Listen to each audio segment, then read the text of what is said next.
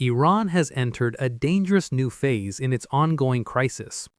Government rhetoric is edging toward confrontation with foreign powers, just as the United Nations warns of one of the deadliest crackdowns in decades. With mounting deaths, mass detentions, and widespread repression, what's really happening inside Iran? And what comes next?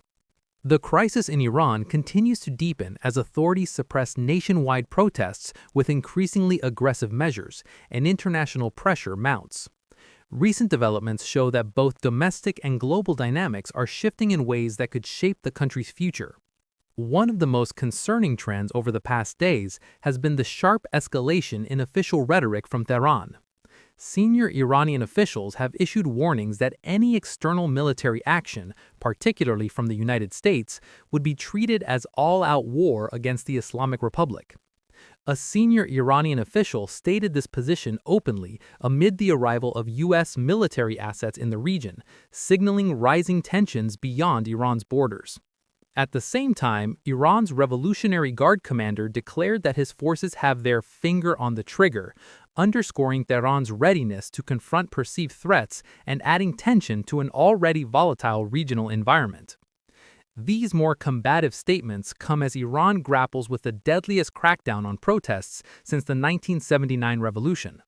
Human rights groups and international media are reporting that thousands of civilians have been killed in clashes with security forces, many suffering lethal injuries from live ammunition.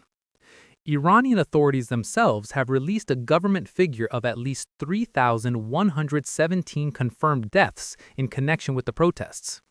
The government maintains that many of the fatalities include terrorists and rioters, as well as civilians, and blames foreign interference for inflaming unrest.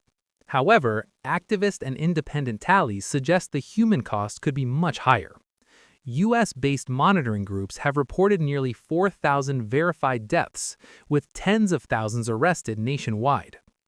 Adding to the international concern, the United Nations Human Rights Council held an emergency session specifically focused on Iran.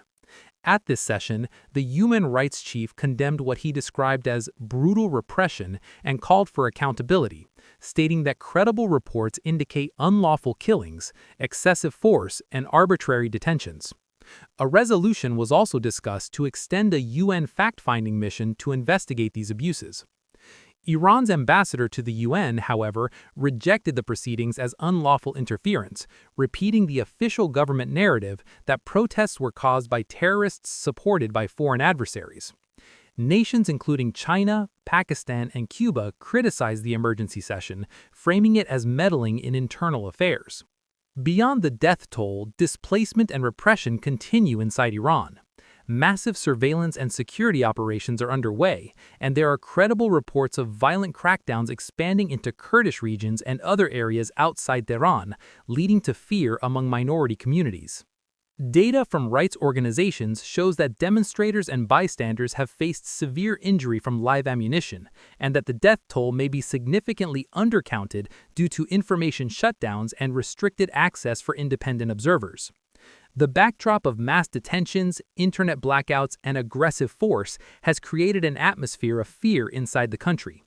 Families searching for missing loved ones, activists trying to report from within Iran, and international human rights defenders are all grappling with how to document and respond to events in a climate of repression and limited communication.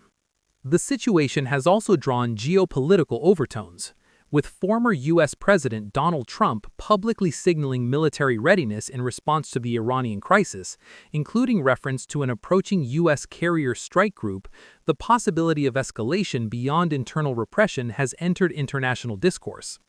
At the same time, Iran's hardliner factions appear to be consolidating their stance, framing their violence as defense of the nation and resistance to external threats. Whether this stance is designed to project confidence domestically or to deter foreign military involvement remains subject to analysis. Despite some reduction in protest visibility due to the crackdown and communications blackouts, evidence suggests that broader discontent persists among portions of the population. Reports emerging from local networks indicate smaller demonstrations, community resistance, and ongoing expressions of dissent, even as visible street protests have diminished. The combination of heightened official rhetoric, international condemnations, and ongoing human rights violations paints a stark picture of Iran's current moment, one that could have implications well beyond its borders. In summary, breaking developments from Iran show a society under immense strain. Rising death tolls, hardened official stances, global scrutiny, and warnings of broader confrontation. The crisis is no longer just about street protests. It touches on international security, human rights accountability, and the future of Iran's relations with the world. Stay with us as this story continues to evolve, because what's happening in Iran today may reshape geopolitics tomorrow.